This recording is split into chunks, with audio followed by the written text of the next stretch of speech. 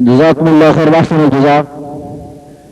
फजीलत शेख सफ़ी रहमान मुबारकपुरी आपके सामने सियाह सित्ता यानी बुखारी, मुस्लिम, अबू दाऊद, तिरमिज़ी, इब्न माजा और सुनन नसाई के बारे में तफसीली गुफ्तगू फरमा रहे थे।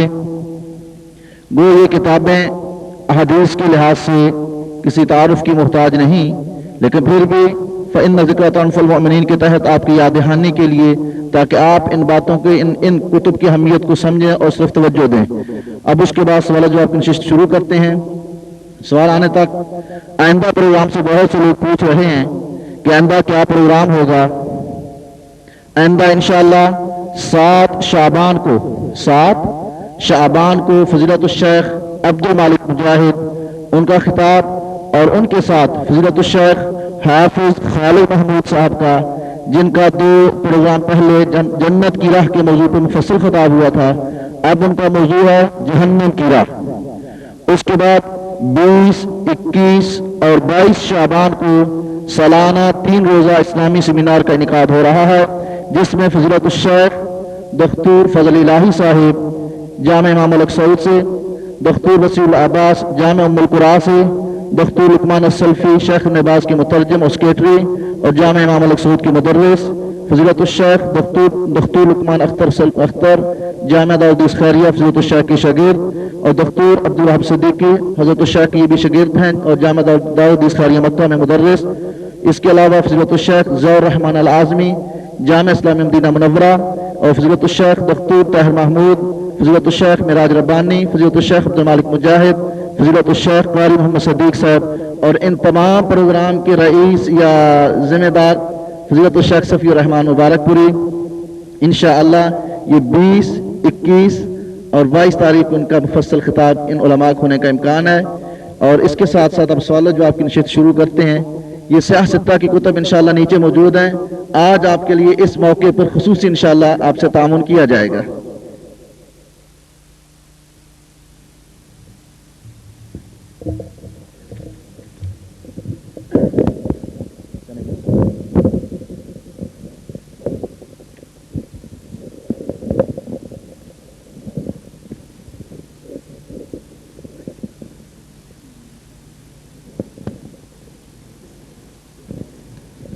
पहली बात आप तमाम से दरख्वास्त है कि कोशिश किया करें मुतल्लका मौजू के मुतल्लक ही सवाल लिखें, ताकि इसमें अगर आपको कोई शक व शुबा या वजाहत तलब हो तो उसमें वजाहत करने में आसानी हो।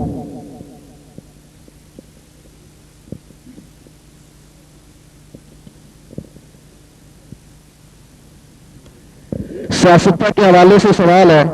हजरत समाअत शेख सफ़ी रहमान मुबारकपुरी, सीने पर हाथ बांधने वाली हदीस किस सियासत्ता कुतुब में से किस किताब में है? हवाला दीजिए, हमें इसमें शक व शुबा है। किसी चीज़ को महदूद नहीं करना चाहिए कि फलां जगह से हवाला दीजिए। अगर वो हवाला वहाँ मौजूद है तो वहाँ से ले लीजिए, वहाँ मौजूद नहीं है तो इसके माना ये नहीं है कि हदीस की और कोई किताब है ही नहीं जहाँ इसकी हवाला न लिया सके। मैंने अभी बताया कि इन 6 किताबों को अल्लाह ताला ने मुमताज़ मर्तबा और मकाम दिया, लेकिन इनके अलावा और सैकड़ों किताबें हैं जो कि मुहद्दिसीन ने लिखी हैं और मौजूद हैं। इसलिए किसी हदीस को तलाश करने के लिए किसी हद के अंदर महदूद हो जाने या कर देने की ज़रूरत नहीं है। सीने पर हाथ बांधने के मुतालिक जो अहादीस हैं कुतुब सित्ते में, वो तो सुनन अबी दाऊद के अंदर हैं और उसके अंदर ये साफ तरीके से बताया गया है कि नबी करीम सल्लल्लाहु अलैहि वसल्लम ने अपने दाएं हाथ को बाएं हाथ पर सीने के ऊपर बांधा था। ये हदीस एक और तरीके से मुस्नद अहमद के अंदर भी मौजूद है और उसके अंदर भी ये बात साफ साफ तरीके से बताई गई है कि दाएं हाथ को बाएं हाथ पर बांधा था। इसके अलावा इसी माना की एक और हदीस दूसरे तरीक़ से सही इब्न खुज़ैमा के अंदर है। सही इब्न खुज़ैमा यानी उन्होंने भी अपनी किताब में सही अहादीस ही को जमा करने की कोशिश की है। अलबत्ता उनके सेहत का मेयार जो था वो बुखारी और मुस्लिम के सेहत का मेयार नहीं था, इसलिए उनकी अहादीस पर लोगों ने कलाम भी किया है, लेकिन बहरहाल उनके नज़दीक वो सही हैं। तो सही इब्न खुज़ैमा में भी हदीस है और उसके अंदर भी सीने पर हाथ बांधने का जिक्र है कि नबी सल्लल्लाहु अलैहि वसल्लम ने सीने पर हाथ बांधा। وائل بن حجر سے وہ حدیث ہے. تو اس طریقے سے 3 حدیث کا حوالہ میں نے آپ کو دے دیا. ایک تو سنن ابی داؤد میں ہے، دوسری مسند احمد میں ہے، اور تیسری صحیح ابن خزیمہ میں ہے. فلا تکن فی مریۃ من لقائہ. تو اس قسم کی بات میں شک و شبہ کرنے کی ضرورت نہیں ہے. اور اگر کوئی آدمی کہے کہ اس طرح کوئی حدیث نہیں ہے تو اس کے معنی ہے کہ وہ جاہل ہے، نہیں جانتا ہے. جزاکم اللہ خیر. یقول السائل مشکات کیا صحیح ستہ میں شامل ہے؟ اس کی کیا خصوصیت ہے؟ کن حالات میں حدیث سے یعنی اس حدیث کی دلیل لی جا سکتی ہے؟ سائل کاشف. مشکات یا اس طرح کی جو کتابیں ہیں وہ صحیح ستہ میں یا کتب حدیث کی مسند کتابوں میں شمار نہیں کی گئی ہیں. کتب حدیث کی جو مسند کتابیں ہیں وہ اصل ہیں، یعنی جس کے اندر مصنف نے اپنی سند سے احادیث کو بیان کیا ہے، یہ کتابیں اصل ہیں. مشکات تو بہت بعد میں لکھی گئی ہے، اور پہلے جو لکھی گئی کتابیں تھیں ان کتابوں سے احادیث کو منتخب کر کے انہوں نے اس کے اندر جمع کیا ہے. اسی لیے حدیث کے آخر میں آپ پائیں گے وہ لکھتے ہیں کہ رواہ البخاری، اس حدیث کو بخاری نے روایت کیا. یعنی اصلاً یہ حدیث بخاری میں ہے اور وہاں سے لے کے ہم اس کو درج کر رہے ہیں. رواہ مسلم، اس حدیث کو مسلم نے روایت کیا، یعنی اصلاً وہاں پر ہے اور ان سے لے کر کے حدیث جمع کی گئی ہے. تو یہ عمل ایسے ہی ہے جیسے کہ آج کوئی آدمی بیٹھ جائے اور بخاری مسلم وغیرہ جو حدیث کی کتابیں ہیں ان سے احادیث لے کر کے ترتیب دے دے، تو اس کو صحیح ستہ وغیرہ میں شمار نہیں کریں گے. جزاکم اللہ خیر. یقول ہے کہ نبی نے کہا کہ مجھے جو خواب میں دیکھا وہ مجھے دیکھا، وہ مجھے دیکھا، یعنی نبی کو زندہ دیکھا. اس کی تعویل مہربانی کر کے فرما دیں. اور امام بخاری کی ماں نے ابراہیم کو جو خواب میں دیکھا اس کی بھی تعویل کریں. سائل جعفر طالب. اصل میں آپ خواب نہیں دیکھتے ہوں گے اس لیے آپ کو اس سمجھ بات نہیں آتی ہوگی. ہاں خواب میں دیکھنے کا کیا معنی ہوتا ہے؟ یعنی جس نے مجھے خواب میں دیکھا ہے اس نے دیکھا کس طریقہ ہے؟ ذرا دیکھیے سوال کے اندر بڑا عجیب و غریب معنی لیا گیا ہے. جس نے مجھے خواب میں دیکھا یعنی نبی کو زندہ دیکھا ہے، یعنی زندہ دیکھنا ہے. یہ معنی تو آپ کر رہے ہیں، حدیث کے اندر تو یہ بات نہیں کہی گئی ہے. حدیث میں تو یہ کہا گیا ہے کہ جس نے مجھے خواب میں دیکھا اس نے مجھے دیکھا، کیونکہ شیطان میری صورت نہیں اختیار کر سکتا.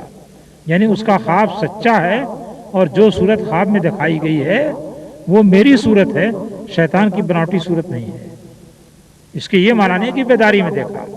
خواب میں دیکھا تو خواب میں دیکھا ہے، لیکن خواب میں نبی صلی اللہ علیہ وسلم کو دیکھا تو واقعی نبی صلی اللہ علیہ وسلم کو خواب میں دیکھا ہے، کسی دوسری چیز کو نہیں دیکھا ہے.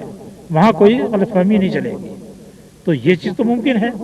اور جب کوئی شخص اس طرح کی چیز خواب میں دیکھتا ہے تو اس کو کسی ذریعے سے بتایا جاتا ہے یا اس کے دل میں یہ القاء کیا جاتا ہے کہ یہ فلاں شخص ہے. جزاکم اللہ خیر. یقول السائل جناب قاری صاحب صفی الرحمن مبارک پوری، جو آدمی نماز نہیں پڑھتا اور اس سے میں بات کرتا، کیا اس کے ساتھ پیش آنا چاہیے یا اس کے ساتھ اچھی بات نہیں، یا اس کو منانا چاہیے؟ عربی نے اردو لکھی ہے غیر صحیح. بس سوال یہ کیا بے نماز کے ساتھ تعلقات کے ہم رکھ سکتے ہیں کہ نہیں؟ غالباً سوال کا مقصد یہ ہے. بے نمازی کے ساتھ دوستانہ تعلقات نہیں رکھ سکتے ہیں، گہرا دوست اس کو نہیں بنا سکتے ہیں. باقی ایک انسانی ضرورت کے تحت جو معاملہ آتا ہے اس معاملے میں آپ اس سے مل سکتے ہیں، بات کر سکتے ہیں. اور اگر آپ مقاطعہ کرتے ہیں اس مقاطعے سے فائدہ پہنچتا ہے تو پھر مقاطعہ کرنا بہتر ہے اس کا. جزاکم اللہ خیر. یقول السائل کیا کسی کتب ستہ کی کسی کتاب میں جہاد ہند کی حدیث آتی ہے اور وہ جہاد کب ہوگا؟ جزاکم اللہ خیر الجزا. کتب ستہ میں سنن نسائی کے اندر جہاد ہند کی حدیث ہے اور اس میں کس وقت یہ جہاد پیش آئے گا اس کی تفصیل نہیں بتائی گئی ہے. اور البتہ یہ کہا گیا ہے کہ جو شخص ہندوستان کا غزوہ کرے گا اس کے لیے فضیلت ہے کہ اگر وہ مارا گیا تو افضل الشہداء میں سے ہوگا، اور اگر وہ پلٹ کر کے واپس آیا غازی بن کر کے تو وہ جہنم سے آزاد ہے۔ جزاکم اللہ خیر۔ بے نماز ٹی وی دیکھنے والے اور رشوت خور کے ساتھ کیسے برتاؤ کیا جائے؟ سر توڑ دیجیے، وہ رشوت مانگتا آپ اس کو پتھر دے دیجیے۔ یہ سال کی طرف سے بڑے پرزور سفارشوں اور بڑے پرزور طریقے سے کیسٹ آئی ہے، اس میں وہ کچھ علماء کے الفاظ کے ساتھ سوال کرنا چاہتے ہیں، یہ لیجیے ان کی زبان میں سوال۔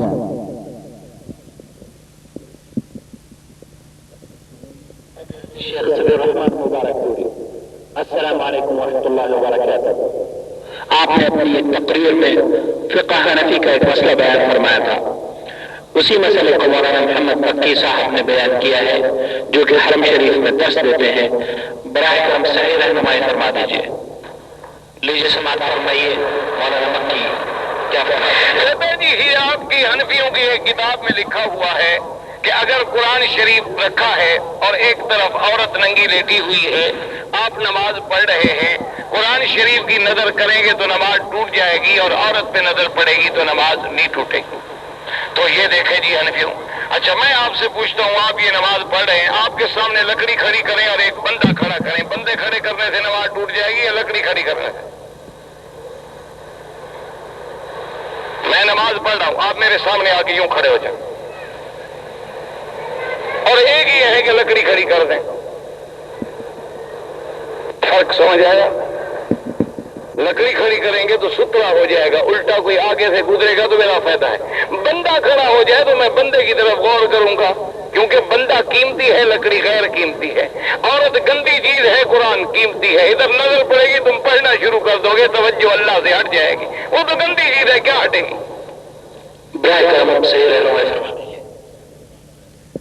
اب اس میں رہنمائی کیا فرمائی جائے گی؟ انہوں نے قرآن مجید کو لکڑی بنا دیا اور انسان کو عورت بنا دیا ہے۔ بہرحال جو کچھ کیا ہو تو آپ نے سن لیا، مگر اس سے کم از کم یہ بات ثابت ہوتی ہے کہ فقہ حنفی کی کتاب سے جس مسئلے کا حوالہ دیا گیا تھا اس مسئلے کو یہ آج بھی مان رہے ہیں، اور اسی کو ثابت کرنے کے لیے ایک عقل کے نام پر بے عقلی کی دلیل دی ہے۔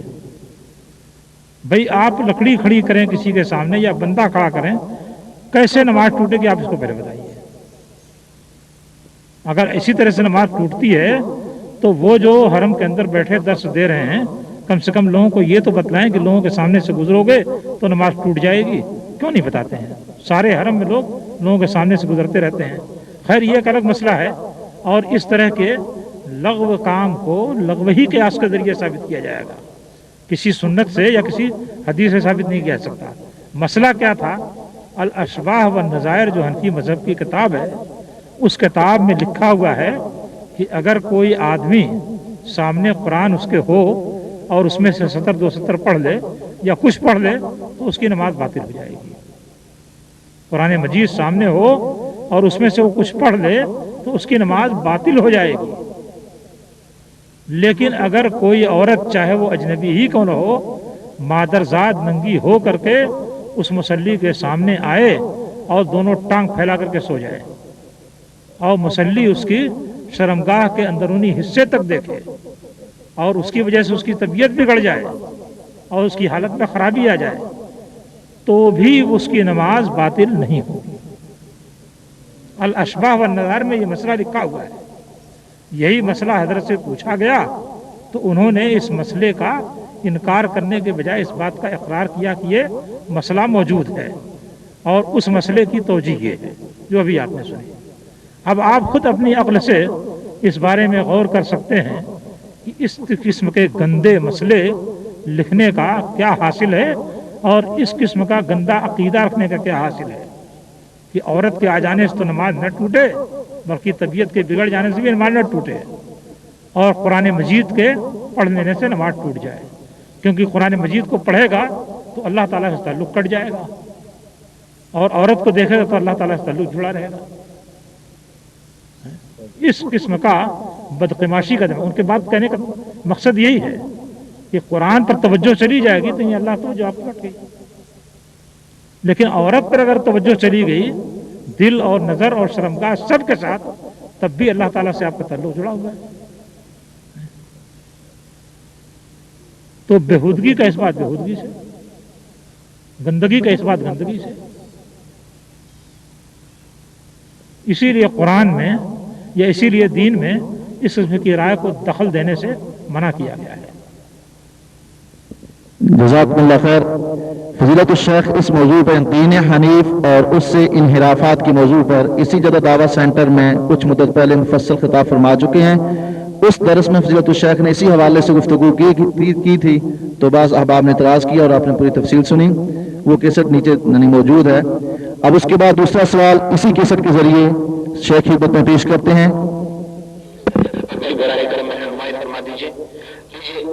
سماعت فرمائیے مولانا محمد مکی صاحب کیا فرما رہے ہیں. بہرحال میں ہم سیرت کے موضوع سے باہر جائیں تو حضور صلی اللہ علیہ وسلم کہ اب دیکھیں علوم کا ایک نقل کا یہ بھی طریقہ ہوتا ہے کہ جب علماء دیوبند امتحان لینے کے لیے انہیں شکایت کی گئی کہ فلاں طالب العلم جو ہے وہ حضرت فقیر احمد صاحب سہارنپوری کی خدمت میں رہتا ہے، ہر وقت ان کی خدمت کرتا ہے، کپڑے دھوتا ہے، گھر کا کام کرتا ہے، کرتا کیا جانے. تو اب جو ممتحن تھے، ممتحن بھی کون تھے؟ شیخ الہند. ممتحن تیرے میرے جیسے نہیں تھا. ممتحن وہ تھا سیرے مالٹا. ممتحن وہ تھا جس نے مالٹے میں بیٹھ کے ترجمہ قرآن لکھا جس کے مقابلے پر آج تک کوئی ترجمہ ماقالات نہیں لکھ سکا. انہوں نے تو کہا لکھا تھا مالٹے میں بیٹھ کر، کوئی کتاب نہیں، کوئی مرجع نہیں، کوئی مطالعے کا ذریعہ نہیں، بس اپنے دماغ کے زور سے بیٹھے ترجمہ لکھ رہے ہیں. تو اب جواب یہ ہے کہ جب وہ آئے تو حضرت شیخ الہند نے سب سے پہلے اسی طالب کو بلا. وہ شکایت ہو چکی تھی نا کہ پڑھتا نہیں، تو سب سے پہلے اسی طالب کو بلایا. بخاری شریف کی حدیث کا ایک مشکل ترین سوال پوچھا، بچے نے جواب دے دیا بالکل ٹھیک. دوسرا سوال پوچھا، جواب دے دیا. تیسرا سوال پوچھا، جواب دے دیا. تو شیخ الہند فکر کر کے سوچتے سوچتے اگر انہوں نے حضور مولانا فضل احمد صاحب سے کہا کہ حضرت آپ کمرے سے باہر تشریف لے جائیں. انہوں نے کہا بتاؤ میں نہیں بول رہا ہوں، میں کچھ کر رہا ہوں، میں کوئی حدیث کے جواب کے لیے میں اشارے میں سمجھا رہا ہوں. انہوں نے کہا حضرت سمجھا نہیں رہے، آپ اپنا علم اس کے سینے میں ڈال رہے ہیں. یہ جواب دے میں بھی نہیں دے سکتا تو کیسے دے سکتا؟ تو اس طرح بھی علوم منتقل ہوتے تھے. جناب اس کا جواب مطلوب ہے. انہوں نے جو واقعہ بیان کیا ہے اسے تو آپ لوگوں نے سن لیا، اگرچہ آواز ناصاف تھی. خلاصہ یہ ہے کہ ایک طالب علم آ کر کے بیٹھا اور شیخ الہند اس کا امتحان لے رہے تھے اور مولانا خلیل احمد صاحب وہاں موجود تھے. تو طالب علم فٹافٹ جواب دیتا چلا جا رہا تھا. تو شیخ الہند صاحب نے مولانا خلیل احمد صاحب سے کہا کہ آپ یہاں سے تشریف لے جائیے. کہا کہ میں تو کچھ نہیں کر رہا ہوں، خاموش بیٹھا ہوا ہوں، میں اس کو کچھ نہیں بتا رہا ہوں. کہا کہ نہیں، آپ اپنے دل سے اس کے دل میں جواب ڈالتے جا رہے ہیں، اس لیے یہاں سے تشریف لے جائیے. یہ تو یعنی واقعے کا خلاصہ ہوا. اب اس میں بیچ میں وہ کچھ تعریف بھی کر ڈالی ہے لمبی چوڑی. اسیر مالٹا جنہوں نے بیٹھ کر کے وہاں پر قرآن مجید کا ترجمہ لکھا، کوئی کتاب نہیں تھی، یہ نہیں تھا، وہ نہیں تھا، اور محض اپنے دماغ سے لکھا. شیخ الہند صاحب نے قرآن مجید کا جو ترجمہ لکھا ہے وہ ترجمہ کیا ہے؟ وہ ترجمہ ان کا اپنا ترجمہ نہیں ہے. پہلے تو بات سن لیجیے. شاہ عبد القادر یا شاہ رفیع الدین رحمۃ اللہ علیہ نے قرآن مجید کا ترجمہ لکھا ہے اور انہوں نے اس زمانے کی زبان استعمال کی ہے جو لوگوں کے لیے سمجھنی مشکل تھی. تو اس زبان کو انہوں نے اس ترجمے کے اندر درست کیا ہے، آگے کو پیچھے، پیچھے کو آگے کر دیا ہے جس سے کہ زبان رواں ہو جائے. جیسے کہ انہوں نے ترجمہ کیا ہے کہ ومن عاہد بما عاہد علیہ اللہ فسیؤتیہ اجرا عظیما. اور جس نے پورا کیا اوپر اس کے عہد کیا تھا اس کا اللہ سے. اب اس ڈھنگ کا ترجمہ شاہ رفیع الدین کا تھا جس میں کہ عبارت کا ربط سمجھنا مشکل ہوتا تھا. تو اس کو رواں زبان میں لانے کے لیے کہ جس نے وہ بات پوری کی جس پر اللہ سے عہد کیا تھا. اس طرح کا رواں ترجمہ کرنے کے لیے شیخ الہند صاحب نے اس ترجمے کو کے نوک پلک درست کیے. تو اگر سرے سے وہاں پر کوئی ترجمہ اور کوئی کتاب ہی نہیں تھی تو یہ نوک پلک کیسے درست کیا؟ تو اب یا تو یہ بات غلط ہے کہ انہوں نے وہاں بیٹھ کر ترجمہ لکھا اور صحیح ہے کہ ہندوستان میں بیٹھ کر ترجمہ لکھا، یا یہ بات غلط ہے کہ وہاں کوئی کتاب نہیں تھی. بہرحال مشائخ کو ان کے درجے سے اوپر لے جانے یا ان کے دماغ کو آسمان پر ثابت کرنے کے لیے اس بات کی ان لوگوں کو ہمیشہ ضرورت پڑی ہے کہ جھوٹ سے کام لیں، اور یہ جھوٹ کبھی کبھی بالکل تاریخی طور سے واضح ہو جاتا ہے. ترجمے کی بنیاد ہی غلط ہو جائے گی پوری کی پوری اگر وہ بلا کتاب سامنے رکھے ہوئے ترجمہ کریں تو. یہ تو ایک جانبی بات تھی. بات جو اصل سوال کرنے کی ہے وہ یہ ہے کہ صاحب حضرت خلیل صاحب اپنے شاگرد کے سینے میں جوابات ڈالتے چلے جا رہے ہیں اور وہ پھٹافٹ جواب دیتا چلا جا رہا ہے. اس کے بارے میں ظاہر بات ہے کہ ہم کیا وضاحت کر سکتے ہیں؟ ہم لوگ تو اس میدان سے واقف ہی نہیں ہیں اور اس میدان کی ابجد ہی نہیں جانتے ہیں، تو ہم اس بارے میں وضاحت کیا کر سکتے ہیں؟ اچھا، ہم ابجد کیا جانیں؟ نبی کریم صلی اللہ علیہ وسلم کے سامنے سینکڑوں صحابہ آئے، آپ نے ان کو زبان سے تعلیم دی، بتایا. کسی صحابی کے بارے میں یہ منقول نہیں ہے کہ نبی کریم صلی اللہ علیہ وسلم نے اپنے دل سے اٹھا کر کے اس کے دل میں بات ڈال دی اور اس کو بات سمجھ میں آ گئی. پھر نبی کریم صلی اللہ علیہ وسلم کے تشریف لے جانے کے بعد سب سے افضل بشر جو تھے وہ حضرت ابوبکر رضی اللہ تعالیٰ عنہ تھے. وہ حضرت عمر رضی اللہ تعالیٰ سے حجت کر رہے ہیں. وہ کہتے ہیں کہ کیسے آپ لڑائی کریں گے ان لوگوں سے جو کہ کلمہ لا الہ الا اللہ کے قائل ہیں اور زکوٰۃ نہیں دے رہے ہیں. تو حضرت ابوبکر رضی اللہ تعالیٰ کہتے ہیں کیسے لڑائی نہیں کریں گے؟ جب زکوٰۃ اسلام کا حق ہے تو ہم کیوں لڑائی نہیں کریں گے؟ حجت ہو رہی ہے ایک دوسرے سے اور وہ ڈپٹ رہے ہیں تو عمر رضی اللہ تعالیٰ عنہ کو. اسوارن فی الجاہلیہ خوارن فی الاسلام. جاہلیت پر چڑھ بیٹھنے والے تھے اور اسلام میں بائیں بائیں کر رہے ہو. یہ بحث ہو رہی ہے اور یہ قوت نہیں ہے کہ صاحب اٹھا کے اپنے دل سے مار دیں ان کے دل پر، معاملہ ختم ہو جائے. تو نبی صلی اللہ علیہ وسلم کو بھی کچھ نہیں آیا سمجھ میں، صحابہ کرام کو بھی نہیں سمجھ میں آیا. ان میں سے کسی بھی شخص کو یہ قوت تو حاصل نہیں ہوئی کہ یہ کام کر ڈالے. آ کر کے سہارنپور کے خلیل صاحب کو یہ قوت حاصل ہو گئی کہ اپنے شاگرد کے سینے میں یہ بات ڈال دیں. تو اب بتائیے اتنے بڑے بڑے لوگوں کے سامنے تو انبیاء بھی چیت ہیں، ہم لوگ کیا کر سکتے ہیں؟ انبیاء بھی ان کا پانی بھریں اس لیے کہ انبیاء بھی یہ کام نہیں کر سکے، تو ہم لوگ کیا کر سکتے ہیں؟ تو یہ مشائخ کے بارے میں غلو کرنے کا نتیجہ ہے کہ مشائخ کے لیے ایسی خصوصیت ثابت کی جاتی ہے کہ جس کی زد جا کر کے صحابہ پر پڑتی ہے اور انبیاء پر پڑتی ہے. ابھی نبی کے بارے میں کوئی ایسی بات کہے تو یہی لوگ چیخ اٹھیں گے، لیکن اپنے استاد کے بارے میں کہتے جا رہے ہیں. جزاکم اللہ خیر. کاتب السائل طاہر حسین، اپنے واعظ میں آپ نے امام مسلم رحمہ اللہ اور امام ابو داؤد رحمہ اللہ نے اپنی احادیث کچھ کو خود کہا ہے کہ یہ ضعیف حدیث ہیں، امام مسلم نے بھی، لیکن ضعیف احادیث لکھنے کا فائدہ مطلب ضعیف کو صحیح کیوں نہیں لکھا؟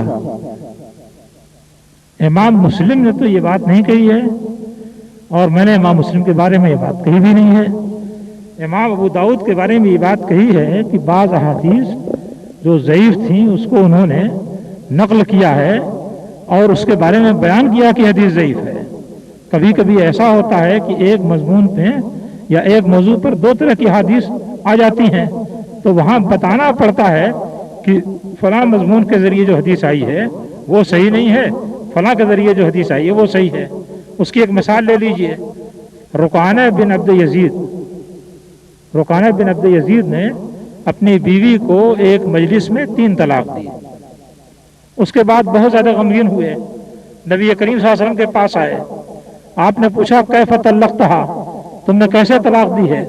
انہوں نے کہا کہ 3 طلاقیں دے دی ہیں. کہا کہ فی مجلس واحد، ایک ہی مجلس میں دی ہے؟ کہا کہ ہاں ایک ہی مجلس میں دی ہے.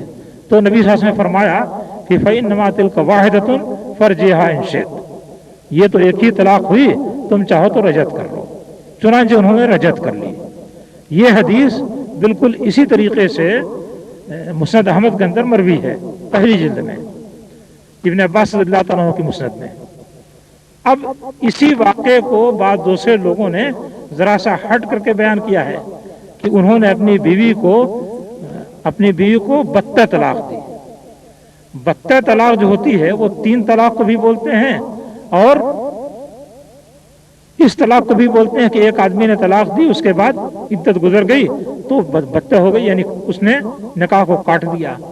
یا یہ کہ 3 زمانوں میں 3 طلاق دی تو تیسری طلاق کے ذریعے سے نکاح کا تعلق ختم ہو گیا تو اس کو بھی بتہ بولتے ہیں. اور کبھی ایسا بھی ہوتا کہ آدمی صرف یہ کہتا کہ میں نے طلاق بتہ دی، لیکن طلاق بتہ سے اس نے کیا مراد لیا یہ واضح نہیں ہوتا. تو اب اسی کے واقعے کو بعض لوگوں نے ان الفاظ سے بیان کیا ہے کہ انہوں نے اپنی بیوی کو طلاق بتہ دی. تو امام ابو داؤد نے اس واقعے کو ذکر کرتے ہوئے ایک حدیث ذکر کی ہے جس میں کہ یہ کہا گیا ہے کہ انہوں نے طلاق بتہ دی، اور ایک اور حدیث ذکر کی ہے جس میں انہوں نے کہا ہے کہ 3 طلاق دی. تو وہ کہتے ہیں کہ 3 طلاق دینے والی جو حدیث ہے وہ ضعیف ہے، اور بتہ کے لفظ سے طلاق دینے والی جو حدیث ہے وہ اس کے مقابل میں قوی ہے. اور اس کی بنیاد انہوں نے یہ بنائی ہے کہ اس حدیث کو جس میں بتہ کا لفظ ہے خود رکانے کے گھر کے لوگ بیان کرتے ہیں، اور گھر کے لوگ معاملات کو زیادہ گہرا جانتے ہیں. تو وہاں پر انہیں یہ بیان کرنا پڑا کہ حدیث ضعیف ہے، حدیث صحیح ہے، کیونکہ اس کے بغیر معاملہ صاف نہیں ہو سکتا تھا.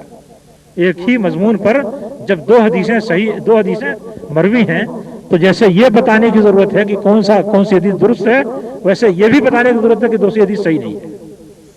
تو اس طرح کی ضرورت پڑتی ہے. اس قسم کی ضرورت کے تحت انہوں نے بعض جگہ پر ضعیف حدیث ذکر کی ہے یہ بتانے کے لیے کہ یہ ضعیف ہے. جزاکم اللہ خیر. کاتب رسائل حبیب احمد لکھتے ہیں فضیلت الشیخ صفی الرحمن مبارک پوری، کیا عام مسلمانوں کو محدثین اور احادیث کے بارے میں علم رکھنا ضروری ہے؟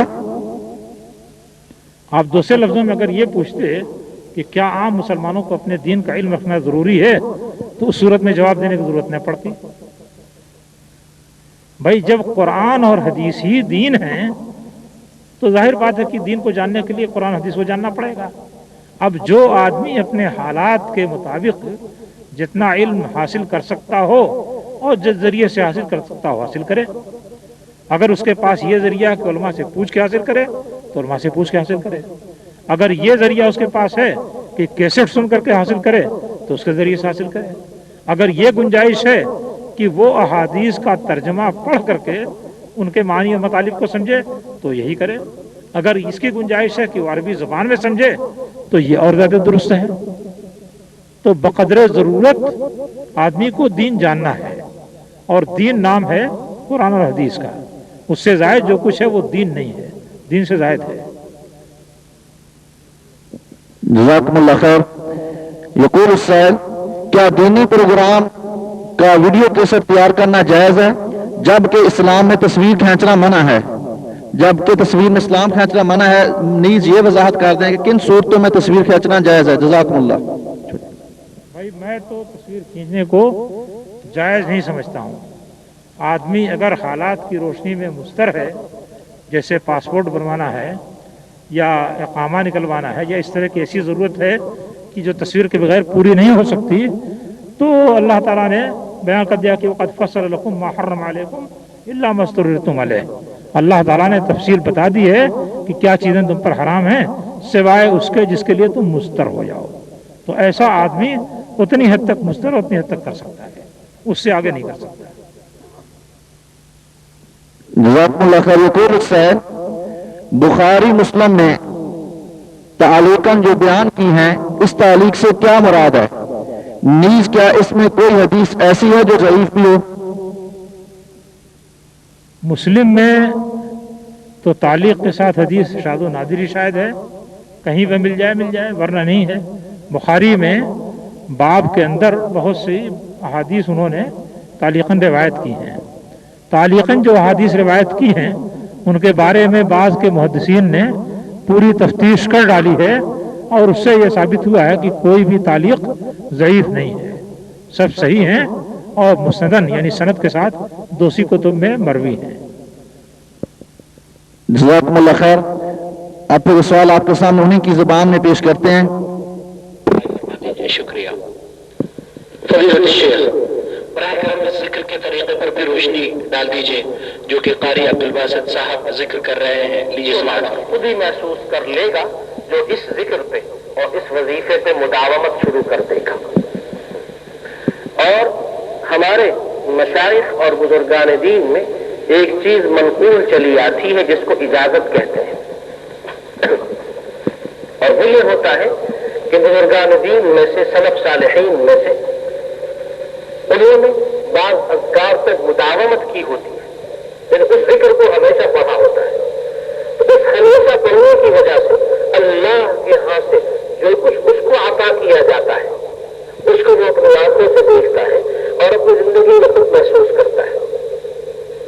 تو وہ شرائط کے ساتھ اپنے کسی شاگرد اور اپنے کسی قریبی ساتھی کو مشروط طور پہ اس وظیفے کے پڑھنے کی اجازت دے دیتا ہے. لیکن یہ اجازت مشروط ہوتی ہے. شرط اول یہ ہوتی ہے کہ عقل حرام سے اپنے آپ کو بچاؤ گے. عقل حرام اگر ایک لقمہ حرام کے پیٹ میں چلا گیا تو اس وظیفے کا وہ اثر نہیں ہوگا جو اثر اس کا ہم نے محسوس کیا ہے اور جو اللہ نے ہم کو عطا کیا ہے. اور کبیرہ گناہوں سے اجتناب، نمازوں کی پابندی، یہ 3-4 اہم شروط ہیں. ان شروط کی آداب اور ان شروط کو ملحوظ رکھتے ہوئے اور بعض اور شروط ہوتی ہیں مشائخین اور بزرگان دین اجازت دیتے ہیں. تو میں آپ سب کو اس ذکر میں اور اس وظیفے میں اجازت دیتا ہوں کہ جو میں نے ابھی آپ کے سامنے بیان کیا، اور شرط وہی ہے کہ جو شرط ہم تک پہنچی ہے کہ عقل حلال اور کبیرہ گناہوں سے خاص طور پر شرک اور بدعت سے اجتناب اور نمازوں کی پابندی اور اہل اللہ اور اولیاء اللہ اور اہل علم حضرات کی مجلس میں جانا.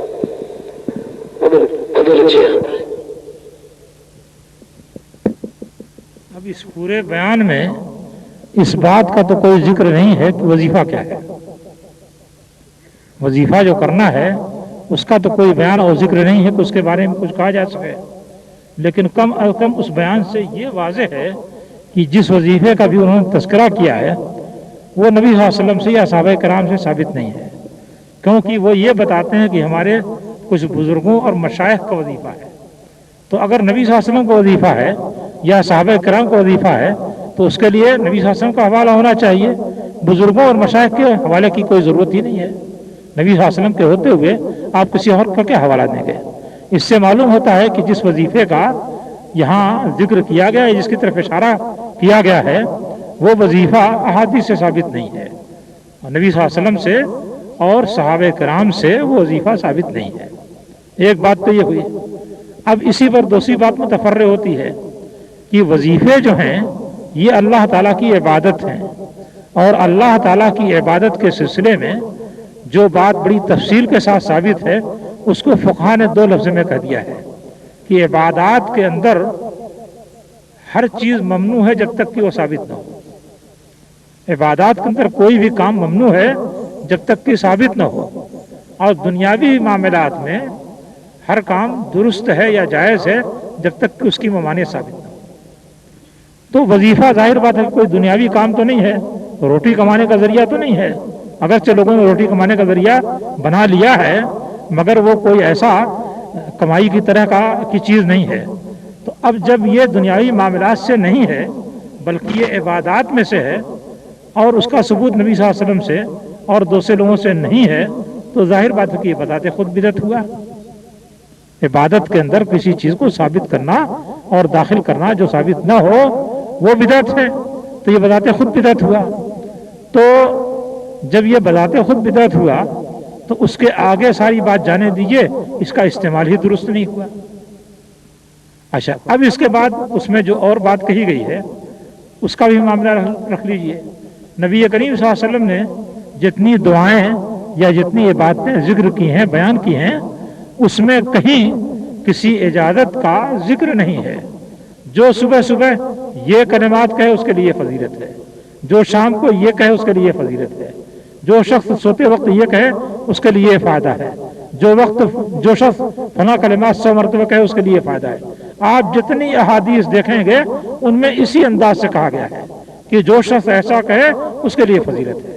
گویا ہر مسلمان کو اس کے کہنے کی ترغیب دی گئی ہے اور اس کی اجازت دی گئی ہے، اور کسی بھی مسلمان کو اس بات کا پابند نہیں کیا گیا ہے کہ فلاں شخص سے اجازت لے کے اور تب کہہ سکتے ہو.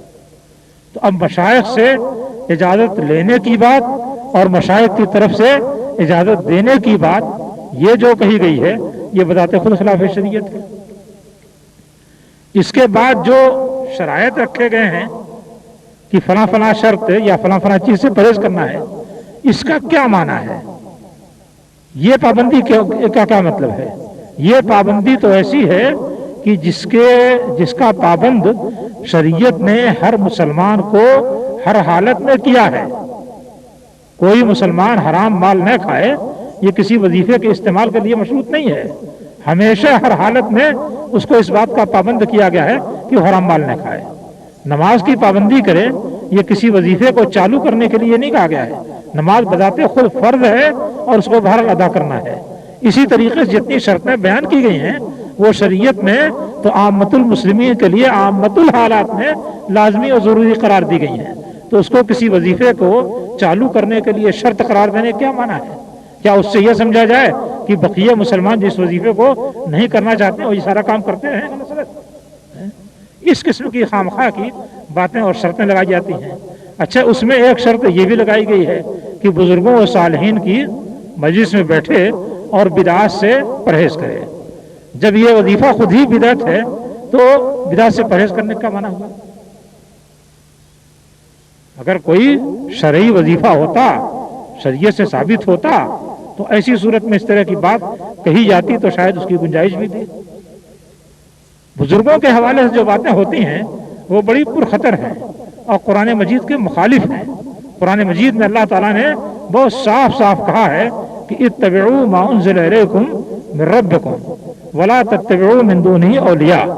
تمہارے پاس تمہارے رب کی طرف سے جو چیز نازل کی گئی ہے اس کی پیروی کرو اور اس کے ماں سوا بزرگوں کی پیروی مت کرو. صاف صاف کہا گیا ہے. جو چیز اللہ کی طرف سے نازل کی گئی ہے، ابھی آپ نے سنا کہ وہ کیا ہے؟ قرآن مجید ہے اور قرآن مجید کا بیان ہے جو نبی صلی اللہ علیہ وسلم نے کیا. یہ دو چیزیں اللہ کی طرف سے نازل کی گئی ہیں. ان کی پیروی کا اللہ تعالیٰ حکم دیتا ہے اور اس کے بعد بہت صاف اور دو ٹوک لفظوں میں کہتا ہے وَلَا تَتَّبِعُوا مِن دُونِهِ أَوْلِيَاءَ. اس کے علاوہ اولیاء کی یعنی بزرگوں کی پیروی مت کرو.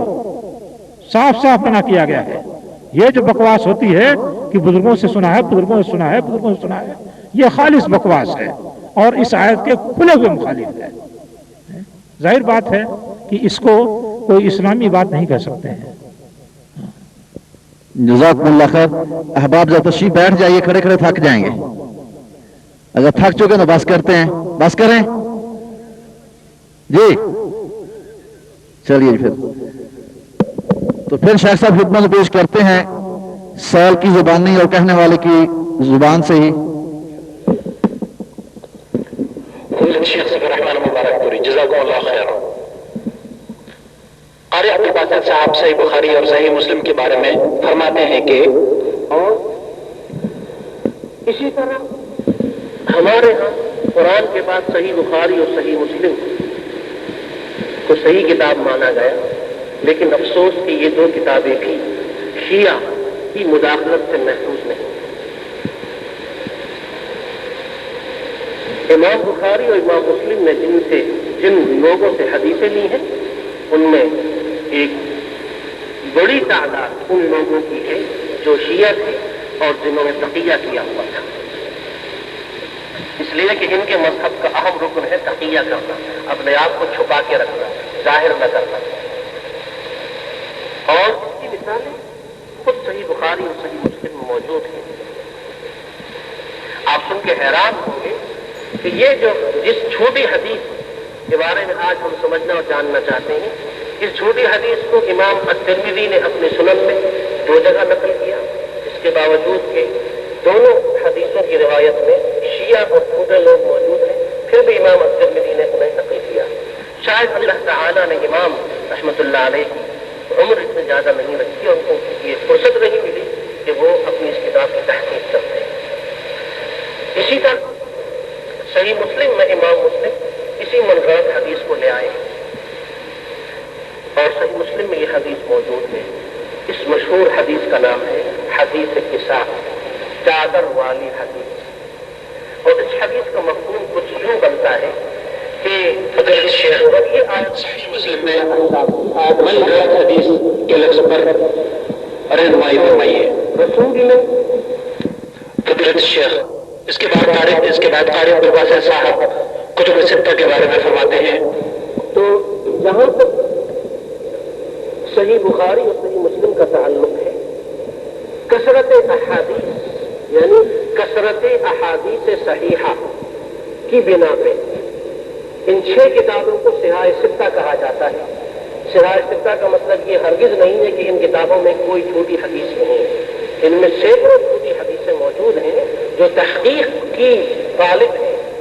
علماء اور محققین کی ذمہ داری ہے کہ وہ تحقیق کریں، خاص طور پہ وہ حدیثیں جن کو غالی قسم کے شیعہ نے روایت کیا ہے، اور اس سے صحیح مسلم اور صحیح بخاری بھی محفوظ نہیں ہے۔ تو اس لیے صحیح بخاری اور صحیح مسلم کوئی قرآن پاک کی طرح کی کتاب نہیں، قبول کر لیں، جیسا کہ اس وقت بہت سارے لوگوں کی عادت ہے کہ وہ آنکھیں بند کر کے صحیح بخاری اور صحیح مسلم کی ہر حدیث کو وہ لے لیتے ہیں۔ صحیح بخاری اور صحیح مسلم کی احادیث کی بھی تحقیق کی جانی چاہیے، اس لیے کہ صحیح بخاری اور صحیح مسلم کے اندر بھی چھوٹی یعنی موضوع حدیثیں موجود ہیں۔ قاری عبدالباسط صاحب فرما رہے ہیں کہ صحیح بخاری اور صحیح مسلم کے اندر بھی جھوٹی اور موضوع احادیث موجود ہیں۔ برائے کرم صحیح رہنمائی فرما دیجیے، جزاک اللہ خیر۔ السلام علیکم ورحمۃ اللہ وبرکاتہ۔ یہ بیان سن کر کے تو ایک واقعہ یاد آ گیا، مرزا غلام احمد قادیانی کے مرنے کے بعد قادیانیوں نے لاہور میں ایک اجتماع کیا کہ صاحب مرزا صاحب کے حالات پر روشنی ڈالیں۔ اس موضوع پر انہوں نے اجتماع کیا اور اس میں مسلمان علماء کو بھی بلایا، مولانا ثناء اللہ صاحب امرتسری رحمۃ اللہ علیہ کو بھی بلایا، اور سوچا کہ بہرحال ان کے حالات پر جب روشنی ڈالنے کی بات کہی جائے گی تو کوئی نہ کوئی کلمہ خیر تو نکل ہی آئے گا، اس کو پکڑ دیں گے، کہیں دیکھیے مولانا بھی ان کے بارے میں اس بات کے قائل ہیں۔ یہ سوچ کر کے ان کو بلایا اور مولانا تشریف لے گئے۔ جب جانے کے لیے مستعد ہوئے تو بہت سارے لوگوں کو حیرت ہوئی اور کہا کہ مولانا کہاں آپ تشریف لے جا رہے ہیں؟ کہا کہ جاؤں گا، جب دشمن نے خود موقع دیا ہے ان پر حملہ کرنے کا تو کہاں اس کو چھوڑوں، جاؤں گا وہاں پر اور دیکھتا ہوں کس طریقے سے کوئی دفاع کرتا ہے۔ بہرحال مولانا گئے اور معمول کے مطابق مولانا کا نام پکارا گیا، اسٹیج پر تشریف لائیں اور مرزا صاحب کے حالات پر روشنی ڈالیں۔ مولانا تشریف لے گئے اور حمد و صلات کے بعد انہوں نے مرزا صاحب کے حالات شروع کرتے ہوئے کہا کہ بھائی مرزا صاحب کے حالات پر روشنی ڈالنے کے لیے فرمائش کی گئی ہے۔ اس موقع سے مجھے ایک شعر یاد آتا ہے۔ مولانا اشعار بہت پڑھتے تھے اور بڑی باتیں اشعار کے اندر کہہ جاتے تھے۔ تو اس کے بعد مولانا نے 2 انگلیاں اٹھائیں اور کہا کہ میرے محبوب کے 2 ہی پتے ہیں، میرے محبوب کے 2 ہی پتے ہیں۔ اب سننے والے منتظر ہیں کہ کیا وہ 2 پتے ہیں۔ پھر مولانا انگلی ہلا کرتے ہیں کہ میرے محبوب کے 2 ہی پتے ہیں۔ جب کئی مرتبہ کہہ لیا اور سارے لوگ بالکل متوجہ ہو گئے تو آخر میں کہتے ہیں کہ میرے محبوب کے 2 ہی پتے ہیں، زباں پر گالیاں مجنوں سی باتیں، اور کہہ کر کے اسٹیج سے واپس ہو گئے۔ سب لوگ منہ تاکتے رہ گئے کہ یہ کیا ہو گیا، زباں پر گالیاں مجنوں سی باتیں۔ تو یہ جو آخری سوال ہے بالکل اس کا مصداق ہے کہ زباں پر گالیاں مجنوں سی باتیں۔ شیعوں سے کون متاثر ہے، میں اسے بھی ذرا بتاتا چلوں۔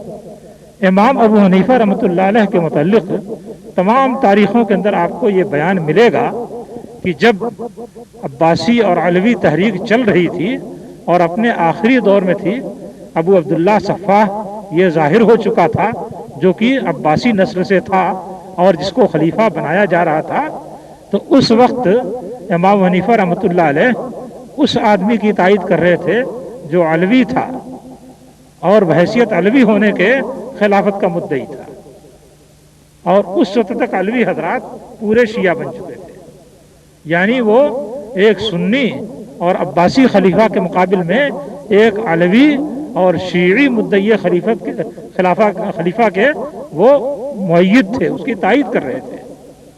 یہ ساری کتابوں کے اندر لکھا ہوا ہے۔ اور اس کے بعد پھر جب زید بن علی نے خروج کیا ہے، شیعہ یہ بھی تھے، انہوں نے جب خروج کیا ہے تو اس خروج میں بھی یہ اس کی تائید کر رہے تھے، اور اسی حرکت کے نتیجے میں خلیفہ منصور نے ان کو گرفتار کیا اور جیل میں ڈال دیا تھا، اسی حرکت کے نتیجے میں۔ تو اب آپ دیکھ لیجئے کہ صاحب شیعوں کی تائید کون کر رہا تھا؟ محدثین کر رہے تھے کہ آپ کے اپنے امام صاحب کر رہے تھے؟ اور بھی کئی حوالے ہیں امام صاحب کے اس سلسلے میں، اگر اس کو بیان کیا جائے گا تو درد پیدا ہو جائے گا۔ تو بہرحال وہ جو شیعیت کی زد لگا رہے ہیں امام بخاری رحمۃ اللہ علیہ پر، اس کے سلسلے میں پہلے اپنا دامن دیکھ لینا چاہیے، اس کے بعد کسی اور پر کوئی بات کرنی چاہیے۔ دوسری چیز یہ ہے کہ میں نے اس سے پہلے ایک تقریر کے اندر آپ کو بتایا تھا کہ صحیح بخاری میں صرف 16 افراد ہیں جن پر کی شیعیت کا الزام لگا ہے، صرف 16 افراد ہیں۔ یہ نہیں کہ صحیح بخاری یا صحیح مسلم شیعی راویوں سے پٹی پڑی ہوئی ہیں، یہ بالکل احمقانہ بات ہے۔ صرف 16 افراد ہیں، اور ان 16 افراد کے بارے میں بھی یہ بات محقق ہو چکی ہے کہ وہ غالی شیعہ نہیں تھے، وہ حضرت علی رضی اللہ تعالیٰ عنہ کی طرفداری کا کچھ رجحان رکھتے تھے حضرت عثمان رضی اللہ تعالیٰ عنہ کے مقابلے میں، باقی معاملات میں نہیں۔ تو اگر ایسا آدمی ہے، آج بھی کتنے لوگ ہیں جو کہ علوی ہیں اور کتنے لوگ ہیں جن کو تفضیلی کہا جاتا ہے، سنیوں میں تفضیلی یعنی حضرت علی کو حضرت عثمان پر فضیلت دیتے ہیں۔ تو یہ مسئلہ تو اس وقت سے لے کر کے آج تک باعث اختلاف بنا رہا، اور آج تک اہل سنت میں کچھ لوگ اس کے قائل رہے۔ تو اگر اس طرح کے لوگ تھے اور اس بنا پر ان کے اوپر شیعیت کا الزام لگا، تو محض الزام لگا دینے سے ان کی احادیث کو چھوڑ دیا جائے اور سنت نبوی کو مرنے یا مٹنے دیا جائے، تو یہ قطعاً عقل کی بات نہیں ہوگی اور قطعاً صحیح بات نہیں ہوگی۔ اس لیے جو انسان صحیح ہے، سچا ہے، اور اس کے اندر اس طرح کے بعض ایسے معاملے ہیں جو دو لوگوں کے درمیان مختلف بھی ہیں، تو محض اس مختلف ہی معاملے کی بنا پر اس کی سچائی کو چھوڑ نہیں دیا جائے گا، ختم نہیں کر دیا جائے گا۔ لہذا یہ جو تبصرہ کیا گیا ہے کہ صحیح بخاری میں بہت سارے شیعہ ہیں اور وہ تقیہ کرتے تھے اور ایسا کرتے تھے ویسا کرتے تھے، یہ سب گپ ہے۔ وہ تقیہ نہیں کرنے والے شیعہ تھے، وہ لوگ تھے۔ امام شافعی رحمۃ اللہ علیہ پر شیعیت کا الزام لگا دیا گیا اور انہیں کہنا پڑا کہ انکان رفضن حب آل محمد فلیشہد الثقلان انی رافضی، اگر آل محمد سے محبت کرنا یہی شیعیت ہے، یہی رفض ہے، تو جنوں انس سے گواہ رہے کہ میں رافضی ہوں، کہنا پڑا کھل کر کے امام شافعی کو۔ تو محض آپ اپنی زبان سے کسی پر کوئی طعنہ مار دیں اور اس کی بنا پر اس کی روایت چھوڑ دی جائے، یہ تو قطعی غیر معقول بات ہے، اور غیر معقول انسان ہی ایسی بات کر سکتا ہے۔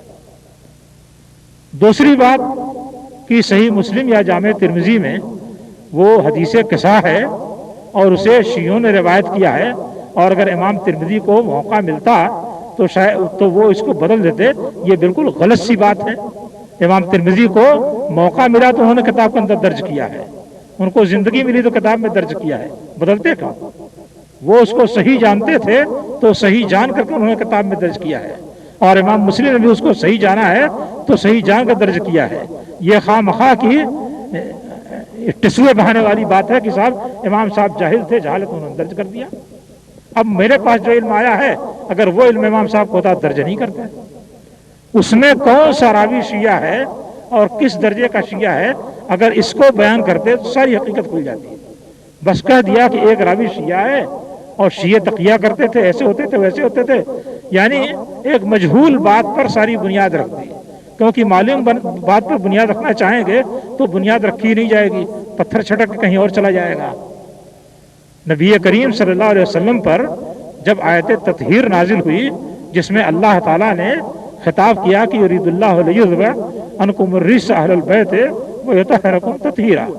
अल्लाह ताला चाहता है कि तुमसे गंदगी को ले जाए ए अहले बैत और तुमको इंतहाई पाक कर दे।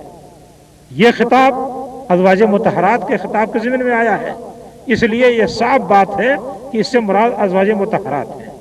लेकिन अज़वाज मुतहरात के अलावा और भी नबी सल्लल्लाहु अलैहि वसल्लम के ख़ानदान का कोई फ़र्द इसमें शामिल हो सकता है कि नहीं हो सकता है, इस बात को वाज़ेह करने के लिए वो लोग जो इस लफ्ज़ में बज़ाहिर शामिल नहीं हो रहे थे, उनको नबी सल्लल्लाहु अलैहि वसल्लम ने चादर में लपेट लिया और कहा कि अल्लाह ताला ये भी मेरे अहले बैत हैं, इनसे भी गंदगी को ले जा और इनको भी पाक कर दे।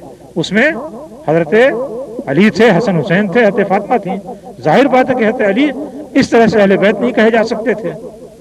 तो जो लोग इस लफ्ज़ में अपने जाहिर के एतबार से शामिल नहीं थे, उनको भी इस फजीलत में शामिल करने के लिए नबी सल्लल्लाहु अलैहि वसल्लम ने उनको लपेटा और अल्लाह ताला से दुआ की कि अल्लाह ताला इनको भी इसमें शामिल कर दे। ये सीधी सादी बात है और इसमें किसी किस्म का कोई फसाद और कोई खुराफात नहीं है। मालूम नहीं अहले बैत से या ये कि हज़रत अली और उनकी औलाद से क्यों ये बैर है कि वो इस नेकी या इस फजीलत के अंदर दाखिल न हो सके, और अगर किसी हदीस के जरिए दाखिल हो रहे हो तो उस हदीसी को झूठी और मनगढ़ंत कहते हैं। अच्छा, फिर बताया कि साहब सहीहैन को इसलिए सहीहैन नहीं किया कहा जाता है कि उसमें सारी हदीसें सही हैं, बल्कि इसलिए कि गालिब हदीसें सही हैं उनको सियाह सित्ता कहा जाता है। मतलब ये हुआ कि सियाह सित्ता में जो 4 किताबें हैं उनमें तो ज़ईफ़ हदीस ही हैं, बुखारी मुस्लिम में भी ज़ईफ़ हदीसें हैं, और सिर्फ ज़ईफ़ नहीं कह रहा है। ये बात ये नहीं कही कि ज़ईफ़ हदीसें हैं और सही हदीसें हैं, ये करें कि साहब झूठी और मनगढ़ंत हदीसें हैं। ये इतनी बड़ी जुर्रत है कि कोई बड़ा से बड़ा हनफी मौलवी भी आज तक इसकी जुर्रत नहीं कर सका है कि सहीहैन के अंदर गढ़ी हुई हदीसें कहे या कुतुब सित्ता के अंदर गढ़ी हुई हदीसें कहे। मैंने जैसा कि इशारा किया था, सिर्फ एक हदीस सुनन इब्न माजा में है जिसके मुताल्लिक कुछ लोग इस बात के कायल हैं कि ये गढ़ी हुई है, और इसी बिना पर सुनन इब्न माजा का दर्जा सारी किताबों से ज़्यादा नीचे गिर गया, क्योंकि इस तरह की मशकूक हदीस को ले आए हैं, जबकि बाकी किताबों में इस तरह की हदीस नहीं है। कुतुब सित्ता में सहीहैन को सहीहैन तो इसलिए कहा जाता है कि उसकी कोई भी हदीस ज़ईफ़ नहीं है, उसकी एक भी हदीस ज़ईफ़ नहीं है, सब की सब सही है। और बाकी 4 किताबों को आम तरीके से मुहद्दिसीन जो हैं सिहा नहीं कहते, ये तो हनाफी ने सिहा कहा है। मुहद्दिसीन तो इन किताबों को उम्महात सित्ता कहते हैं, कुतुब सित्ता कहते हैं और इस तरह के नाम लेते हैं। अहनाफ ने अलबत्ता सिहा सित्ता कहा है और बार बार लिखा है, और जब उनके खिलाफ एहतजाज किया गया कि बाज़ ज़ईफ़ हदीसें भी हैं तो आप उसको सिहा कैसे कहते हैं, तो कहते हैं कि गालिब हदीसें सही हैं इसलिए उनको सिहा कहा जाता है। अच्छा, ज़ईफ़ हदीस में और झूठी हदीस में बहुत बड़ा फ़र्क है। एक आदमी का दिमाग कमज़ोर है और वो कोई हदीस बयान करता है और तन्हा बयान करता है, तो शुबह होता कि हो सकता है कहीं उससे लफ्ज़ बदल गया हो, कहीं गलती कर दी हो उसने, कहीं उससे चूक हो गई हो, तो उस हदीस को ज़ईफ़ कहते हैं। या इस तरह की और कमज़ोरी पाई जाए तो उसको ज़ईफ़ कहते हैं। एक आदमी कढ़ करके एक बात नबी सल्लल्लाहु अलैहि वसल्लम के खिलाफ कहता है तो उसको मौजू और गढ़ी हुई और मनगढ़ंत हदीस कहते हैं। तो इस तरह की मनगढ़ंत और मौजू हदीसें तो इन किताबों के अंदर नहीं हैं, अगर हैं तो ज़ईफ़ हैं, और ज़ईफ़ के अंदर दोनों एहतमाल होता है कि आदमी से वाकई चूक हो गई हो और ये भी इम्कान होता है कि चूक न हुई हो। बाद दफ़ा कमज़ोर ज़हन का आदमी भी एक चीज़ को बहुत पुख्ता याद रखता है, लेकिन मुहद्दिसीन ने उसूल बनाया है कि जो भी इस तरह का कमज़ोर होगा उसकी हदीस ज़ईफ़ करार दी जाएगी, यानी उसको कबूल नहीं किया जाएगा, उससे रुक जाया जाएगा, बस इतनी सी बात है। अब इस बात को अगर आदमी ये माना पहनाए कि हदीस गढ़ी हुई है, तो या तो वो बदमाशी कर रहा है या वो नाफहम है, और दोनों सूरतों में एक फैसला मुहद्दिसीन का, जिसे शाह वलीउल्लाह रहमतुल्लाह अलैह ने हुज्जतुल्लाहिल बालिग़ा के अंदर नकल किया है, वो मैं आपको सुनाए देता हूँ ताकि मालूम हो कि इस तरह की बकवास का करने वाले का दर्जा और मकाम क्या है। कुल्लु मन युहव्विनु अम्र सहीहैन फहुव ज़ाल्लुन फहुव मुब्तदिउन ज़ाल्लुन मुत्तबिउन गैर सबीलिल मोमिनीन। یہ لکھا ہے کہ جو آدمی صحیحین کے معاملے کی توہین کرتا ہے وہ کیا ہے؟ بدعتی ہے، گمراہ ہے، اور مومنین کے بجائے کسی اور کا راستہ پکڑے ہوئے ہیں۔ تو شیعہ کیا تھے اس کو تو چھوڑ دیجئے، آپ خود کیا بن رہے ہیں اس پر توجہ دیجئے اور اپنے آپ کو صحیح کیجئے، سیدھی سی بات ہے۔ جزاکم اللہ خیر۔ فضیلت الشیخ کا یعنی دین حنیف اور اس سے انحرافات کے موضوع پہ اسی دعویٰ سینٹر میں 3 گھنٹے کا پروگرام ہوا تھا، اس کی ویڈیو یعنی اس کی آڈیو کے اسٹینڈ نیچے موجود ہیں۔ یقول السائل حبیب احمد لکھتے ہیں کتب ستہ کے محدثین کن کن امام کے مقلد تھے؟ کتب ستہ کے محدثین یا اس کے بعد دیگر جو محدثین تھے وہ کسی امام کے مقلد نہیں تھے۔ تقلید تو ان کے ہاں حرام تھی۔ فہرب عن التقلید فہو ضلالۃ ان المقلد فی سبیل الہالک، یہ محدثین ہی نے کہا ہے کہ تقلید سے بھاگو، یہ گمراہی ہے اور تقلید کرنے والا ہلاک ہونے والے کے راستے میں ہے۔ جزاکم اللہ خیر۔ ہمارے ایک بھائی ہندی زبان میں سوال لکھا عبد الرحمان سابقہ پنڈت جی نے، آپ خود ہی سوال پڑھ لیجیے، مجھے ہندی تو صحیح نہیں آتی جی۔ عاقل صاحب پڑھتے ہیں سوال کو جی پڑھیے۔ اجمیر والے معین الدین چشتی غریب نواز کی پیدائش کے پہلے سے کیا اسلام ہندوستان میں پہنچا ہوا تھا، یا غریب نواز نے اسلام پھیلایا؟ اور برائے مہربانی غریب نواز کس عقیدے کا آدمی تھا اس کے بارے میں بتائیے۔ عبد الرحمان سابقہ پنڈت۔ بھائی ان کے بارے میں نے یہ تو نہیں پڑھا کہ یہ کیا تھے کیا نہیں تھے، کیونکہ ان کے حالات میں نے پڑھے نہیں ہیں۔ باقی یہ کہ جس زمانے میں یہ ہندوستان میں پہنچے ہیں اس کے بہت پہلے سے ہندوستان میں اسلام پھیلا ہوا تھا۔ محمد بن قاسم جہاد کرتا ہوا گیا تھا تو اس نے تقریباً پورے سندھ میں اسلام کا ایسا بول بالا کر دیا تھا کہ آج تک وہاں 80-90% مسلمان آباد ہیں۔ تو اسلام تو اسی وقت پہنچ گیا تھا، یہ تو کئی صدی کے بعد ہندوستان میں پہنچے۔ اس کے بعد یا اس سے پہلے بہت سے عرب تجار جو مسلمان تھے وہ جنوبی ہند میں گئے، اور وہاں پر جہاں انہوں نے اپنی تجارت کے مراکز قائم کیے وہیں اسلام کی دعوت و تبلیغ بھی کی، اور خلافت راشدہ کے زمانے ہی میں وہاں اسلام پھیلنا شروع ہو گیا تھا۔ تو یہ سمجھنا کہ انہوں نے جا کر کے اسلام پھیلایا ہے یہ بالکل بیکار سی بات ہے، اور پھر یہ سمجھنا کہ صوفیاء کرام نے جا کر کے اسلام پھیلایا ہے یہ بھی بڑی غلط بات ہے۔ اسلام کس طرح سے پھیلا تھا ہندوستان میں اس کا 2 نقشہ آپ کے سامنے پیش کر دیتا ہوں۔ محمود غزنوی نے حملے کیے ہندوستان پر، اس نے بلند شہر کو فتح کیا تو اس کے فوجوں کی فتح کو دیکھ کر کے 10,000 ہندو مسلمان ہوئے تھے۔ بہت بڑی تعداد اس زمانے کے لحاظ سے تھی، 10,000 ہندو صرف بلند شہر سے مسلمان ہوئے تھے۔ یہ ایک واقعہ ملتا ہے، اس سے اندازہ ہوتا ہے کہ فاتحین کی فتوحات سے اسلام کس طرح پھیلتا تھا۔ دوسرا واقعہ جو ہے غوری کا ہے، اس نے ہندوستان کو فتح کیا، پرتھوی راج کو شکست دی، اس کے بعد وہاں اسلام کس طریقے سے پھیلا تھا۔ اس زمانے میں جبکہ تھوڑی سی آبادی تھی 4 لاکھ ہندو مسلمان ہوئے تھے۔ اس کے تلوار کی کاٹ دیکھ کر کے اور مسلمانوں کی بہادری دیکھ کر کے 4 لاکھ ہندو مسلمان ہوئے تھے۔ کس صوفی نے لوگوں کو مسلمان بنایا ہے؟ یہ تو جاتے تھے اپنے زاویے میں بیٹھ جاتے تھے، نذرانے وصول کرتے تھے اور بابا جی سے پھوپھا کرا لیا کرتے تھے آنے والے۔ انہوں نے کیا اسلام پھیلایا ہے؟ جزاکم اللہ خیر۔ سوالات تو بہت اچھے اور بہت علمی ہیں، وقت بھی کافی بیت چکا ہے، 1-2 سوال آخر میں پیش کرتے ہیں۔ ان سوالوں سے پہلے آئندہ پروگرام کے ادا کرنے کی ضرورت نہیں ہے، تمام احباب کو معلوم ہے، لیکن اس کے ساتھ ان احباب کا شکریہ ادا کرنا بڑا مناسب اور موانع ضروری ہے۔ جو احباب ہمارے اس پروگرام میں تعاون کرتے ہیں، کیونکہ اللہ کے نبی نے فرمایا جو کسی انسان کا شکر گزار نہیں وہ رب کا بھی ناشکرہ ہے، تو اس میں سب سے محترم عاقل صاحب ہم شکر گزار ہیں کہ اس پروگرام میں بڑے پیش رہتے ہیں۔ محترم حافظ فضل الرحمان صاحب، مختار عثمانی صاحب، افضل صاحب، شریف صاحب، حافظ ریاض صاحب، ہمایوں صاحب، انجینئر شکیل صاحب، فضل صاحب، محمد غوث، محمد عمران، صادق صاحب، امتیاز، بادشاہ، عبد الرحمان، اور خاص طور پہ زیڈ ٹریکٹر میں کام کرنے والے دوست اس میں بڑے معاون ہمارے ساتھ انٹرنیٹ پہ اپنے پیغام کو، اس دروس کے پیغام کو آگے پھیلاتے ہیں. ہم ان کے تمام دل کی عطا گارائیوں سے ممنون و مشکور ہیں.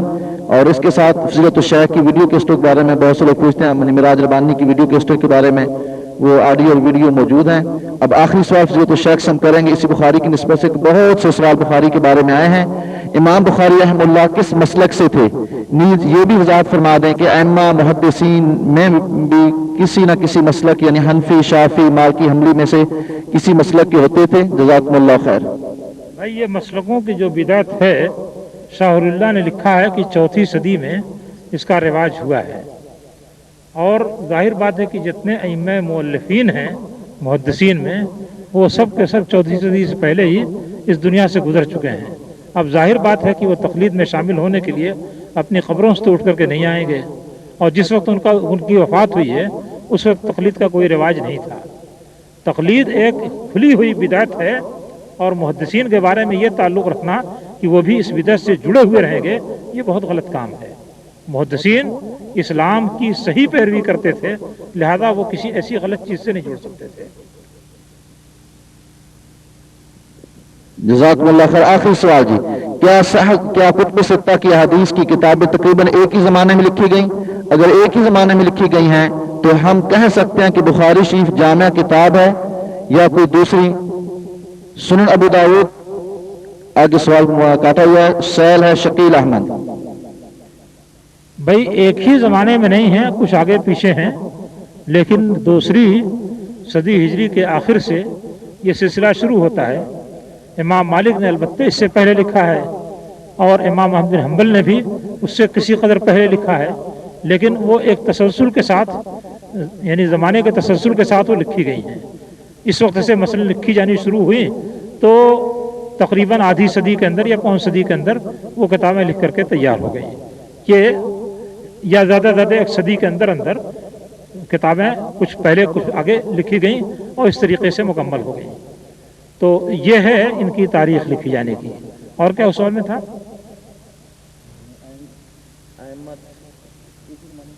نہیں سوال بتاؤ کیا تھا؟ سب نے سنا ہے، توجہ تھی نہیں آپ لوگوں کی؟ ابو داؤد کے بارے میں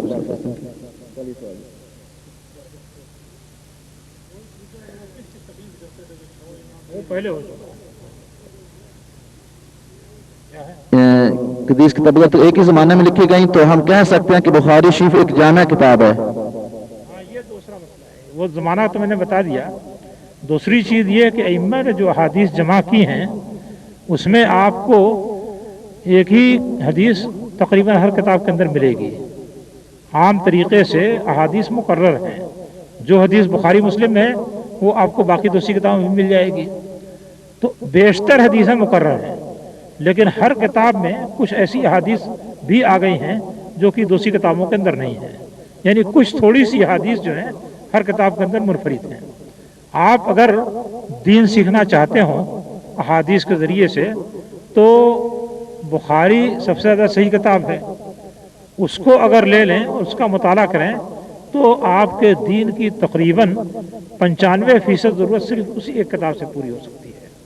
ہاں تو اس طرح سے جو سب سے زیادہ صحیح کتاب ہے اس کتاب کے ذریعے سے آپ اپنی حاجت دین کی تقریباً 95% پوری کر سکتے ہیں. اور بہت سی احادیث ایسی ملیں گی کہ جو آپ کے عمل سے آگے ہیں، یعنی جس پر آپ عمل نہیں کر رہے ہیں اور وہ حدیث موجود ہے. باقی جو 5% ہیں شاید اس سے تو آپ کو سابقہ ہی نہ پڑے، لیکن آپ کو سابقہ پڑے تو ان کتابوں کے اندر آپ کو وہ احادیث مل جائیں گی. اور اگر ان احادیث کو آپ پڑھنا چاہیں تو ایک سہولت یہ بھی ہے کہ مسلمانوں نے جتنے فنون لکھے ہیں ان سارے فنون میں سب سے زیادہ آسان ہی کتابیں ہیں. بھائی حالت یہ تھی کہ میں خود پڑھاتا تھا، فقہ کی کتاب پڑھاتا تھا تو 1 گھنٹے میں چند سطریں ہوتی تھی، یعنی آدھا صفحہ پورا نہیں ہو پاتا تھا جبکہ وہ موٹا موٹا لکھا ہوا تھا. اور اسی 1 گھنٹے میں کئی صفحے صحیح بخاری کے پڑھا لیتا تھا. صحیح بخاری کے کئی صفحے جتنی دیر میں ہوتے تھے فقہ کا آدھا صفحہ بھی نہیں ہو پاتا تھا. ان دونوں میں اتنا فرق تھا. اور مشکل اور آسان کا یہ فرق تھا.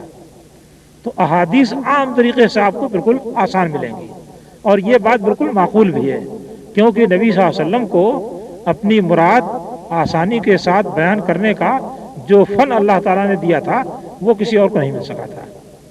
اس لیے آپ جو بات بیان کرتے تھے بالکل سہل اور آسان ہوتی تھی، اور باقی دوسرا آدمی جب مراد بیان کرتا تو اس میں مشکلات اور پیچیدگیاں پیدا ہوتی تھی.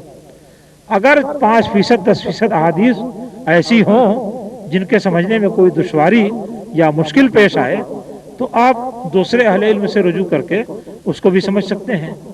اور آج کل جو فساد پیدا ہو گیا ہے اس سے بچنے کے لیے اس کی ضرورت ہے کہ ایک حدیث کو ایک صاحب سے سمجھیں تو پھر اس کو دوسرے سے بھی سمجھ لیں، تاکہ یہ کوئی گھپلا نہ مار دے. ہاں، یہ بالکل بات صاف ہے کہ لوگوں کے علماء کے گھپلے سے بچنے کے لیے ایک ہی حدیث کو آپ 2 آدمی یا 3 آدمی سے پوچھ لیجیے، آپ کے سامنے صحیح بات واضح ہو جائے گی. آج کل ایک عجیب بات لوگوں نے اڑا رکھی ہے کہ صاحب قرآن کا اور حدیث کا سمجھنا بہت مشکل ہے، اور کچھ لوگوں نے اور آگے بڑھ کر کے بڑی فتنے کی بات کہی ہے کہ جو قرآن یا حدیث کو سمجھنا چاہے گا وہ گمراہ ہو جائے گا. اللہ تعالیٰ کیا فرماتا ہے کہ ذالک الکتاب لا ریب فیہ ھدی للمتقین، اس قرآن میں کوئی شبہ نہیں، متقیوں کے لیے ہدایت ہے. آپ کہتے ہیں کہ صاحب گمراہی ہے. اللہ تعالیٰ نے فرمایا کہ ھذا القرآن یہدی للتی ہے اقوام، یہ قرآن سب سے زیادہ سیدھے راستے کی ہدایت کرتا ہے. آپ کہتے ہیں کہ صاحب اس سے گمراہ ہو جاؤ گے. بتائیے، اللہ تعالیٰ کو بھی جھٹلانے کی کوشش کی گئی ہے. معلوم نہیں دین کے نام پر کیا تماشا چلایا جا رہا ہے. اللہ تعالیٰ سب کو ہدایت دے اور سب کی رہنمائی فرمائے.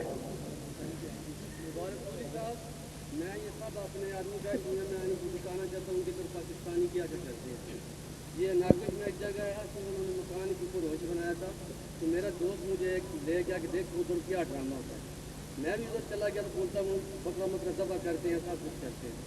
تو اوپر بہت آدمی بیٹھے ہوئے، ہم بھی ان میں شامل ہو گئے. وہ کیا کریں تو میں نے بھی مذاق کے طور پر ان میں کرنا شروع کر دیا. وہ میری طرف دیکھنے لگے کہ یہ کون سا آدمی ہے. میں نے ان سے پوچھا یہ کس کا طریقہ ہے، کیا یہ رسول کریم صلی اللہ علیہ وسلم نے یہ طریقہ کیا ہے؟ تو بولتے ہیں کہ رسول کریم صلی اللہ علیہ وسلم جہاز میں نہیں بیٹھے، تم کیوں بیٹھتے؟ مجھے یہ وہ سوال کرتے ہیں. کتنے غلط لوگوں پر بہت آدمی اکٹھے ہوتے. پھر نماز کا بھی وقت چلا گیا. میں نے بولا کہ تم لوگوں نے نماز نہیں پڑھی. مجھے ایک میرا دوست لے گیا، بہت بڑا اوپر یہ چھت کا بلڈنگ کے اوپر بہت پاکستانی اکٹھے ہوتے. تو مجھے بہت شرمندگی، میں نے دیکھا کہ ایسے ایسے ہوئی ہمارے مسلمان بھائی. جب میں نے ان سے سوال کیا بھائی یہ کام کیوں کر دیا، تو کیا یہ رسول کریم صلی اللہ علیہ وسلم، مجھے آگے سے جواب دے دیا کہ رسول کریم صلی اللہ علیہ وسلم جہاز میں نہیں بیٹھے، تم کیوں بیٹھتے جہاز؟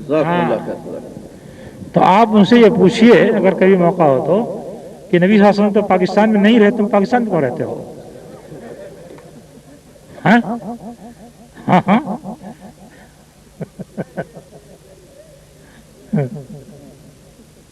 جزاکم اللہ خیر. دیکھو سوال کا جواب، بھائی کا سوال پر اصرار کر رہے ہیں. کیا سوال ہے جی؟